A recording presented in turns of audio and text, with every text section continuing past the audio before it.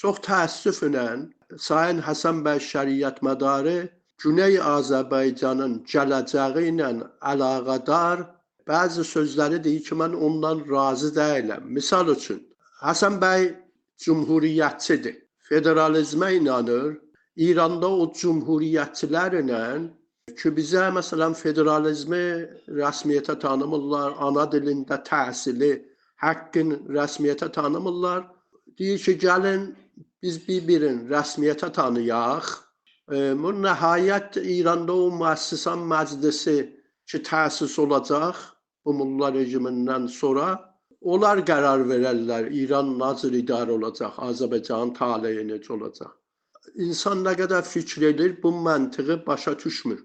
Güya bir müəssisan məclisi olacaq, orada qərar verəcəklər. Bizdə də bu ümid olmalıdır, arzu olmalıdır ki, elə bir qərar verələr İranın, xüsusən Azərbaycanın idarə tərzi ilə ki, bizə xoşa gələn bir şey olar.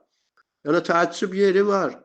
Həsən şəriətmədarı qulağının dibində Azərbaycan, Güney Azərbaycanla əlaqədar 9 dənə təşkilatın əməkdaşlıq şurası yaranıb.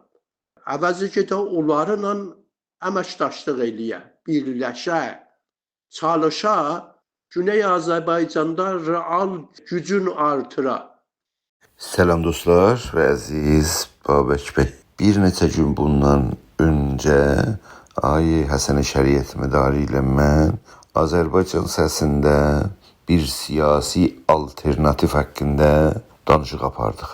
Babək bəy Azad bu danışılan danışığa 10 dəqiqə küsür səs ilə müəyyən tənqidlər yönətmişlər ki, mən burada o tənqidləri ələ alıb araşdırmağa və ələşdirməyə çalışacağım. Bizim, yəni mənlə Ay şəriətmədarının danışığı adın çəkdiyimiz intervyuda İran çapında bir siyasi alternativ necə oluşa bilər deyə və o oluşumda necə qeyri-fars xalqların mənafi təmin olar deyə bir yeni ittifaqın qurulması çərçivəsində danışılmışdır. O yeni ittifaq, adını çəkdiyimiz ittifaq biraz özel, biraz değişik, hatta biraz ilginç bir modelde formalaşan bir alternatifdir. Yani İran'ın siyasi tarixində meydana gəlməyən bir model əsasında oluşum qurup və ittifaq yaratmaqdır. Ama bu ittifaq Azərbaycana değil, İran çapına bir siyasi alternatifin sunulmasına çalışır. Birinci eleştiri, tənqid Babək bəyin dediklərinə və ya tənqidlərinə budur ki, əcəba İran çapında bir siyasi alternativdə Azərbaycan və türklərin rolu olmalı mı, olmamalı mı? Yəni bizlər, Azərbaycan aktivistləri və türk fəalları İran çapında bir siyasi alternativ oluşursa Tehranda, acaba o siyasi oluşumda o alternativin meydana gəlməsində biz aktivcə rol oynamalıyıq ya yox? Əgərsə oynamasaq, istər-istəməz İranın mərkəzində oluşan o alternativ Azərbaycanın mənfəətlərini və çıxarlarını gözə almayacaq da. Çünki Azərbaycanın və ya türklərin siyasi qüvvəsi o alternativin yaranmasında əli yoxdur da, yoxduysa mənfəəti də təmin olmaz. Yəni məsələ mərkəzdə, yəni Tehranda unitər güclər, cumhuriyyətçilər və ya məsələ şahçılar və ya mücahidini xalq deyək, alternativi Tehranda İran üçün bir siyasi alternativi meydana çıxartdı və xarici dövlətlər tərəfindən rəsmiyyətə tanındı. O alternativdə siyasi Azərbaycanın gücləri olmursalarsa, o alternativ Azərbaycanın mənfəətlərini və çıxarlarını nəzərə almaz da. Elə deyil. Məntiqən icab edir ki, İran çapında siyasi alternativin yaranmasına, ki Tehranda bu olacaq istər-istəməz və dünya da bunu Tehrandan gözləyir, orada Azərbaycanın siyasi gücləri aktivcə rol oynasınlar və o alternativdə Azərbaycan çıxarlarını təmin etməklə alternativdə Türk xalqının və Azərbaycan bölgəsinin mənfəətinin təminə orada bir difa edən bir güc olsun. Yəni Azərbaycanın siyasi gücləri.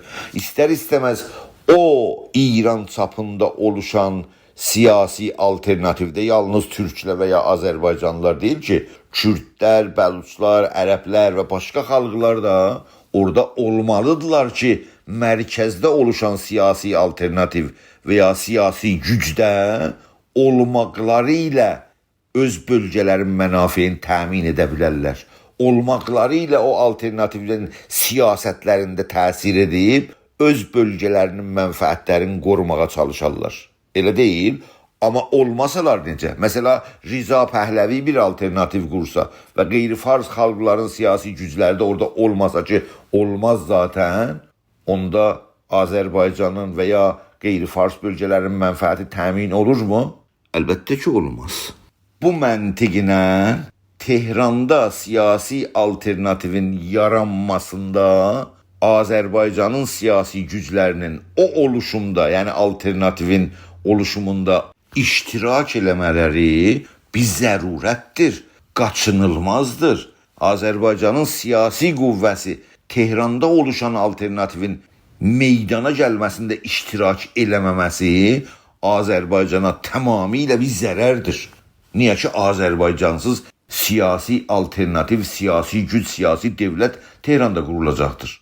Amma Azərbaycan siyasi gücünün orada varlığı ilə, iştirakı ilə mərkəzdə qurulan devlət, siyasi otorite də istər-istəməz Azərbaycanın iştirakı ilə və Azərbaycanın etkisi ilə formalaşacaqdır. O cəhətdən İran çapında oluşan siyasi alternativin iştirakında Azərbaycanın siyasi qüvvələrinin varlığı, iştirakı qaçınılmaz, zəruri və həyati önəmi vardır. Amma Babək bəy deyirlər ki, Həsən bəy Şəriət Mədarı kimi adamlar mərkəzdə bir siyasi alternativin oluşumunda rolu yox, bəlkə gəlib Azərbaycanda Azərbaycanın siyasi gücləri ilə bir araya gəlməlidir. Özdə hansı güclə? Bu 9 təşkilat ki, əməkdaşlıq şurasını qurublar. Yəni 9 təşkilat ki, 8-i istiqlalçı, biri də adda federalizm, amma əməldə istiqlalçılarla işbirliyi eləyən əməkdaş qrupu ilə Şəriət Mədarı işbirliyi etsin. Bu siyasi bir məntiqə sığan bir tələbmi? Doğru bir tələbmi? Əcəba Azərbaycanı o 9 təşkilatı ki, 8-i istiqlalçıdır, nümayəndəlik edirmi? Həqiqətən Azərbaycan cəmiyyətinin neçə faizi bu 8 istiqlalçı təşkilata səs verəcəkdir? Mənim bu sualımın cavabını Təbrizdə, Urmiyyədə, Zəncanda, Həmədanda, Ərdəbildə yaşayan insan daha gözəlcə başa düşər. Ki bu adın çəkdiyim oluşumlar Azərbaycanda 1% də səs gətirməzlər. Amma Babək bəy deyir ki, Şəriət Mədarı ki, İranın çapında bir siyasi alternativin və federal bir siyasi alternativin quruluşuna çalışır, oranı ötürsün, gəlsin Azərbaycanda istiqlalçı qruplarla müzakirəyə girsin milli birlik üçün. Əcəba bu 8-9 qrup Azərbaycanın milli birliyini təmin edirmi? 1%, 2% səs ilə xalq tərəfindən milli birlik təmin olurmu? 98% onda harda qalacaqdır? Milli birlik məncə o fikir və o hərəkət təmin edir ki, Azərbaycanda yaşayan insanın çoxunluğunu Azərbaycanın və Türk xalqının mənafeyini təmin edən yöndə hərəkət etmiş olsun. Dünyanın harasında marginal qruplar ki, cəmiyyətin %1 və 2% səsləri var, eləyə bilərlər, milli birliyi təmin etsinlər. Amma yenə də dönüm Babək bəyin əsas fikrinə ki, deyir ki, İran çapında bir siyasi alternativin oluşumu deyil, bəlkə biz Azərbaycana dönüb Azərbaycan qüvvələri ilə birləşməyə və birliyi təmin etməyə çalışmalıyıq. diqqətlə Babək bəyin bu fikrinə düşünsək, bunun bir başqa mənası budur ki, Tehranda nə keçirsə və ya hangi bir siyasi oluşum və ya siyasi alternativ meydana gəlirsə, bizi, yəni Azərbaycanda əlaqədar etməz. Yəni Tehranı öz başına qoyalım, orada necə bir siyasi otorite, necə bir siyasi güc, necə bir siyasi devlət qursunlar, biz yalnız Azərbaycanda məşğul olalım. Əcəba biz Azərbaycan siyasi gücü olaraq Tehranda, yəni İran çapında bir siyasi alternativin meydana gəlməsinin, siyasi otoritenin bərpa olmasının Tehranda laqeydi qalırsaq, diqqət mərkəzinə almırsaq, iştirak etmirsək, Azərbaycanın mənafe və çıxarları elə bir oluşumda, elə bir otorite siyasətə ki, Tehranda qurulub təmin olurmu? Xeyr, təmin olmaz. Yəqinən ki, Babək bəy özü də yaxşıca bilirlər. Buraya gəldiyimizdə Babək bəyin ortaya qoyduğu teorida böyük bir xəta var. O xəta da bölgəsəl bir hakimiyyətin qurulması ilə, bölgəsəl bir siyasi otoritenin bərpa olması ilə ölkəsəl bir otoritenin, yəni ölkə boyu bir otoritenin, siyasi otoritenin və siyasi devlətin mərkəzdə meydana gəlməsinin fərqində olmamaqdır. Bölgəsəl devlətlər ki, Azərbaycanda qurulmalıdır, ölkəsəl devlətlər ki, Tehranda qurulmalıdır. Yəni, ölkə boyu bir devlətin quruluşu ilə qarışdırmaqdır. Yəni, həm biz Azərbaycanda öz yerel devlətini qurmağa çabasında olmalıdır. O kimin görəvidir? Sırf Azərbaycanın siyasi güclərinə aid bir görəvdir ki, Azərbaycanda bir yerel devlət qursunlar. Amma bu yerel devlət Türklərin və Azərbaycanın çıxarlarını təkliyində təmin etməz. İran kimi ölkədəki hər halda İranda bir devlət və Tehranda bir devlət qurulacaqdır. O devlətin quruluşunda biz etkili rol oynamasaqsa, 1945-ci ildə ya 1325-ci ildə başımıza gələn bəla milli hökumətin bastırması kimi yenə də bir dəfə təkrar ola bilər. Bu baxış açısından o danışıq, yəni Ay Şəriət Mədari ilə mənim danışığımda ölkə boyu bir alternativin, bir siyasi otoritenin meydana çıxmasında federalçı cumhuriyyətçilərin rolunu meydana çıxartmaq və aktivcə Tehranda siyasi alternativin yaranmasında federalçı cumhuriyyətçilərin rol oynamağı gərəkliyini o müsahibədə və danışıqda meydana qoyulur. Bura gəldiyimizdə bir önəmli faktora işarə edeyim ki, Babək bəyin gözündən %100 qaçır. O da budur ki, İran rejimi bugün yıxılıb çevrilirsə və İranda siyasi boşluq meydana gəlirsə, yəni Tehranda siyasi boşluq meydana gəlirsə, xarici devlətlər tərəfindən bir siyasi otoritenin meydana gəlib və rəsmiyyətə tanınması əsas mövzuya çevriləcəkdir. Diqqət edin Suriyyə. Suriyədə bir zərbəti strateji ilə Bəşar Əsəd qaçmaq məcburiyyətində qaldı. Suriyyə siyasi boşluğa düşdü. Bu siyasi boşluğu xarici devlətlər qəbul eləməz. O şəraitdə, yəni acil bir siyasi durumda xarici devlətlər tanınmış siyasi gücləri ki, ölkədə bəllidir tanınmışlar, onların bir siyasi alternativ kimi rəsmiyyətə tanıyarlar. Məsələ deyək ki, Təhrir-i Şamın rəhbəri nə idi? Əş-Şərait adı.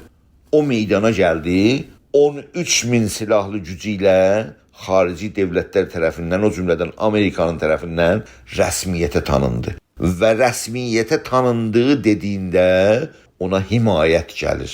Və başqa siyasi güclər ölkədə, məsələn Suriyədə Kürdlərin deyirlər 60.000-dən 100.000-ə gücləri var. Amma bölgəsəl bir qrup olması üçün Suriyə alternativ kimi Amerika tərəfindən qəbul olmazdı. Baxmayaraq ki, o qüvvəni Amerika özü düzəltmişdi.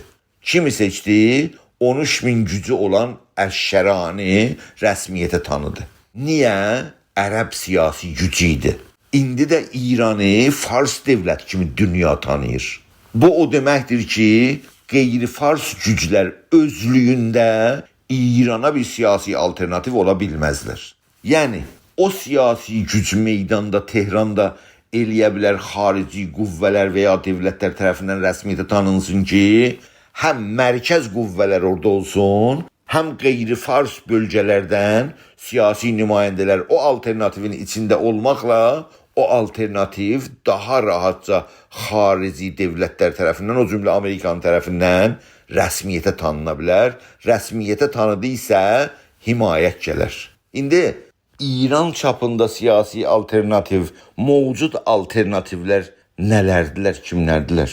Birisi səltənətçilər, Rıza Pəhləvini keçən diktatorun oğlunu alternativ kimi meydana qoyublar. İsrail də İran International vasitəsilə onu daima pomp eləyib meydana soxur. İkincisi, xalq mücahidlərdilər ki, Məryəm Rəcəvini keçici cumhurbaşqanı kimi seçmişlər. Bu iki alternativ meydanda vardır. Bu iki alternativin tərəfdarı İranda nə qədər var? Səltənətçilərin özləri, öz araşdırmalar, öz adamlarının araşdırması deyir %20%. Hətta o %20'nin %15'i unitər sistem istirlər, %5'i federal sistem istirlər. Səltənətçilərin içində ha. Ondan sonra xalq mücahidləri var. Xalq mücahidləri də qeyri-fars xalqlara hüquq versin və ya onların nəzərin cəlb eləsin ki, o alternativə səs versinlər. Nə deyir? Deyir ki, bu bölgələrdə də ya Azərbaycan, Kürdistan, Bəluçistanda xudmuxtarlıq onların haqqıdır.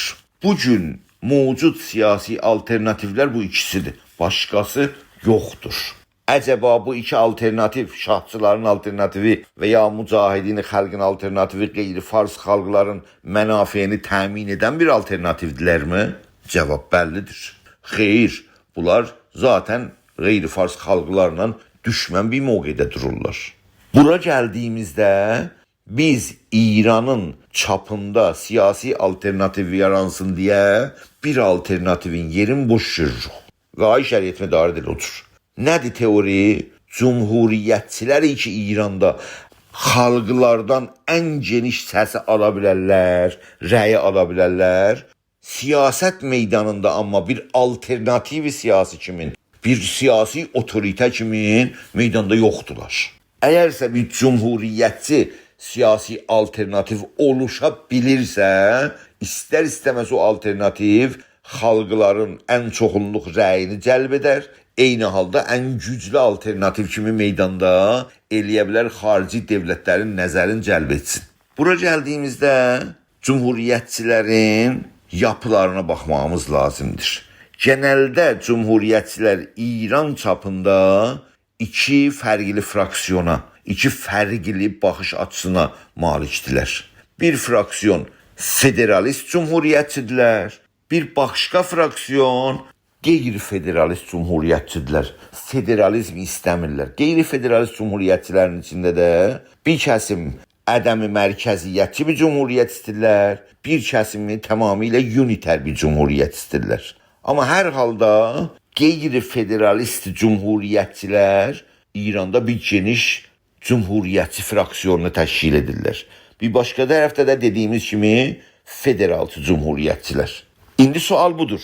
Əcəba yalnız unitər cumhuriyyətçilər İranın siyasi alternativini oluşturursa, meydana gəlirsə məqbul bir alternativ xarici dövlətlər tərəfindən olarmı? Yəni o cumhuriyyətçilər ki, qeyri-fars xalqların bölgələrindən siyasi gücü öz güclərinə qatmayıbdır, amma özlərin siyasi alternativ kimi meydana çıxardırsa, xarici dövlətlər tərəfindən rəsmiyyətə tanınırmı? Cavab gəlir, xeyr, elə bir şey ola bilməz. Çünki tamam dövlətlər İranda bilirlər ki, İranın yapısı bir multietnik və kəsirümillə bir yapıdır və əgərsə alternativ meydana gəlirsə, o alternativ o çoxulculuğu təmsil etməlidir. Bir başqa sual indi meydana gəlir.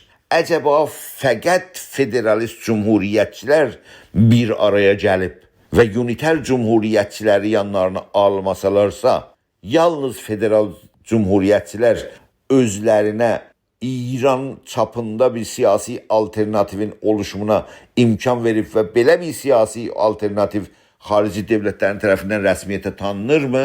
Bunun da cavabı negativdir. Olan deyil, məqbul bir şey deyildir.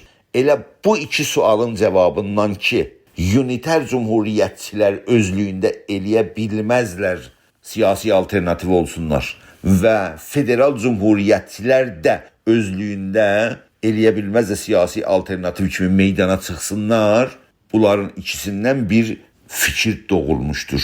Hangi modellə biz meydana gələ bilərik ki, cumhuriyyətçi alternativi bir güclü alternativ kimi həm meydana gətirək və onun meydana gəlməsi ilə istər-istəməz xarici dövlətlər tərəfindən, o cümlə Amerika tərəfindən o özəl bir halda, yəni siyasi boşluqda İran rejiminin çökməsində o alternativ rəsmiyyətə tanınsın. Bu analizin nəticəsində bu fikir meydana gəlib ki, necə ola bilər ki, iki fraksiyon, cumhuriyyətçi fraksiyon, federalist və qeyri-federalist bir araya gəlməklə İran çapına bir siyasi alternativ yaratsınlar. Bu fikrin meydana gəlməsi əlbəttə ki, biraz ilginc, əlbəttə ki, biraz ağır, əlbəttə ki, biraz düşünülməz forması vardır. Necə ola bilər müxalif cinahlar, cumhuriyyətçilər içində federalistlərlə qeyri-federalistlər bir araya gəlib bir siyasi alternativ yarada bilərlər. Amma zərurət hardan qaynaqlanır? Nə üçün federalist cumhuriyyətçilər qeyri-federalist cumhuriyyətçilərlə bir araya gəlsinlər? Bundan ötürü ki, təhliyində siyasi alternativ ola bilməzlər. Nə üçün qeyri-federalist cumhuriyyətçilər federal cumhuriyyətçilərlə bir araya gəlib alternativ yaratsınlar? Çünki uniter cumhuriyyətçilər ya qeyri-federalist cumhuriyyətçilər özlüyündə bir alternativ kimi qəbul olmazlar. Başqa sual da qalır. Əgərsə bunlar təhliyində alternativ qura bilməzlər, birlikdə bir alternativ qura bilərlər, müxalif fraksiyon hangi zərurətlər əsasında və nə üçün bir araya gəlib bir siyasi alternativin, bir siyasi otoritənin düzəlişinə, formalaşmasına bir-birinin yanında dursunlar? Nə üçün? İki zərurət üçün. Bir, səltənət alternativi ki, bugün daha çox güclücə meydandadır. İran rejimini çökəndə və siyasi boşluq meydana gəldiyində səltənət alternativi İrana bir alternativ siyasi kimi qəbul olmasın. Yəni, səltənət İrana geri dönməsin. Bir zərurət ondan ötürdü ki, bu fərqli və müxalif fraksiyonlar, cumhuriyyətçi fraksiyonlar bir-birinin yanında durma məcburiyyətindədirlər ki, səltənət alternativinin qarşısında dursunlar. İkincisi isə bu siyasi alternativ deyil ki, İranın gələcəyinə qərar verəcək. Bu yalnız geçici bir iqtidar, geçici bir otorite siyasıdır ki, müəssis məclislər quruluna qədər. Yəni, müəssis məclislərdə İranın gələcəyinə qərar verilə bilər. Çünki müəssis məclislərdə anayasa yazılacaqdır. Yəni, bu siyasi otorite gələcək seçimlərdə bəlli deyil ki, nə qədər səs gətirə və nə qədər səs gətirməyə. Hansı güc səs gətirə, hansı güc səs gətirməyə. Bu bəlli deyildir. Bu yalnız geçici bir aşamanın səltənət alternativinin qarşısı almaq üçün və geçici devrin, dövran-ı quzar deyirlər. O geçici devrinin kontrolunu əldə alsın deyə, böhran yaranmasın, əmniyyət bərqərar olsun deyə ələ alınır. İranın gələcəyini bu siyasi otorite təyin edə bilməz. Niyə ki, seçim olacaq, müəssis məclislər qurulacaq və o müəssis məclislər İranın gələcəyinə anayasa yazacaqdır. İndi sual buradadır. Əcəba federalist cumhuriyyətçilər bu alternativin içində fəal olmasalarsa, gələcək anayasada federal qanunların geçməsinə bir şərait yaranarmı? Çox çətin bir şey olur. Amma bu alternativin içində, yəni iki fərqli fraksiyon, cumhuriyyətçi fraksiyonun bir araya gəlməsi ilə istər-istəməz o geçiş devrində də belə federalçı cumhuriyyətçilər geçiş devrində etkili bir rol oynamaları meydanda olacaqdır. Eyni halda gələcək müəssis məclislərin quruluşunda da istər-istəməz bir etkili rol oynayacaqdır. Amma burada bir önəmli faktora da işarət etmək istəyirəm. Müəssis məclislər nə zaman qurulur? Ən azı 6 ay və ya 1 il, bəlkə 1 il yarım hakimiyyət dəyişiləndən sonra. O müvəqqəti, o geçici iqtidar 1 il, bəlkə 1 il yarım həyatına devam edir ta müəssis məclislər qurulsun. O müəssis məclislərin içindən həm anayasa çıxsın və həm də yeni bir devlət, hüquqi bir devlətin meydana gəlməsinə səbəb olsun. Amma diqqət edin, dedi ki, rejim yıxılandan bir il və ya bir il yarım sonra müəssis məclislər qurulacaqdır. Amma yerel devletler, yani Azerbaycan'da bir devlet, Kürdistan'da, Belucistan'da, Arabistan'da, Loristan'da filan yerel devletler ne zaman kururlar? İlk gündən, rejimin yıxılan günündən, ilk gündən, ilk həftədən veya ilk ayda ister istemez birinci gündən əmniyyəti, güvənliyi təmin etmək üçün gənclər öz küçələrini çıxıb saxlarlar, öz xiyabanlarını saxlarlar. Yavaş-yavaş məhəllələr bir-birinə qovuşarlar. Yavaş-yavaş məhəllələr qovuşdular bir-birinə, şəhər bir-birinə qovuşar və istər-istəməz şəhərin əmniyyətin, güvənliyini gənclər və siyasi mövcud təşkilatlar əmniyyəti təmin edərlər. Yalnız əmniyyət deyil ki, sudur, işıqdır, bərqdir və başqa ehtiyacatın xalqa yetirməsinə şərait yaradarlar. Yəni mərkəzdə siyasi otorite dedi ya, iki cumhuriyyətçi fraksiyon tərəfindən qurulur. Mərkəzdə o geçici, müvəqqəti devlət qurulan anıdan eyni halda yerel devletler, yani Azerbaycan'da ve başka bölgelerde yerel devlet de eyni halda qurulur. Ve bu iki devletin birbirinden hiç əlaqəsi yoktur. Yani Azerbaycan'da bir devlet qurulur ve mərkəzdə de bir geçici bir devlet bərpa olur.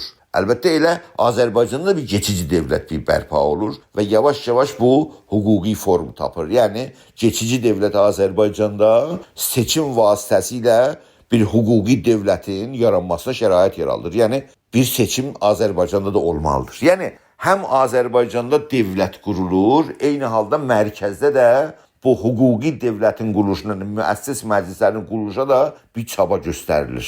Yəni o sözü ki Babək bəy deyir ki, biz yalnız Azərbaycana odaqlanmalıyıq, yəni Tehranı gözdən atmalıyıq, mərkəzdə siyasi geçici devlət nədir, neynir deyə bizim ondan işimiz olmamalıdır deyə, müəssis məclislər nə cür qurulur filan bizim ondan işimiz olmamalıdır deyə yanlış, çox dərin yanlış bir teoridir. Xüsusilə biz türklərə ki, yalnız Azərbaycanda yaşamırıq. Tehran, Kərəc, Qum, Qəzvin, yəni ondan sonra İranın cənub tərəfində yaşayan türklər İranda, mərkəzdə qurulan devlətdə direkt belə mənfəətimiz və çıxarlarımız təmin olmaq lazımdır. O devlətdə, yəni o geçici devlətdə direkt nümayəndəmiz olmaq lazımdır. Aktivcə rol almağımız lazımdır. Belə bir aktiv rola Tehranda geçici devlətin quruluşuna və hətta müəssis məclislərdə iştirak etməsək, Azərbaycan bir düzgün bir hüquqa çatmasına və ya Türk xalqı hüquq sahibi olmasına İran çapında bir yerə varmaq olmaz. Bir şeyi əldə etmək olmaz. İştirak Türklər üçün, əlbəttə tamam qeyri-farslar üçün və Azərbaycan üçün həm Azərbaycanda yerel devlətin quruluşu və həm də Tehranda devlətin, geçici devlətin quruluşunda aktivcə rol oynaması şərtdir, qaçınılmazdır və bir həyati önəm daşıyan bir faktordur.